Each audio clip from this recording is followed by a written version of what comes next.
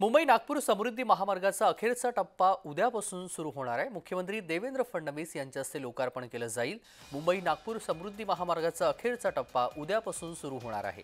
मुख्यमंत्री देवेंद्र फडणवीस यांच्या हस्ते ह्या अखेरच्या टप्प्याचा देखील लोकार्पण सोहळा पार पडणार आहे आणि या टप्प्याचे खास वैशिष्ट्य म्हणजे देशातील सर्वाधिक म्हणजे 17.50 किलोमीटरची रुंदी असलेले 2 समांतर बोगदे समृद्धी महामार्गावरील इगतपुरी ते वशाळा दरम्यान साकारण्यात आले आहेत। समृद्धी महामार्गामुळे कसारा घाटातील 35 मिनिटांचं अंतर केवळ 5 मिनिटांमध्ये पार करता येणं शक्य होणार आहे। मुंबई ते नागपूर ह्या 701 किलोमीटर लांबीच्या समृद्धी महामार्गावर इगतपुरी ते ठाणे दरम्यान 7.78 किलोमीटर लांबीचा महाराष्ट्रातील सर्वात मोठा बोगदा तयार होत आहे। शेवटचा टप्पा आपण पाहूयात। इगतपुरी ते आमणे 76 किलोमीटरचा हा शेवटचा टप्पा असेल।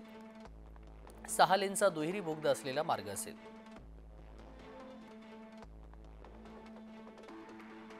मुंबईकरांना केवळ 8 तासामध्ये नागपूर गाठता येणार आहे। नाशिक ते मुंबई अंतर 1 तास 20 मिनिटांनी घटणार आहे।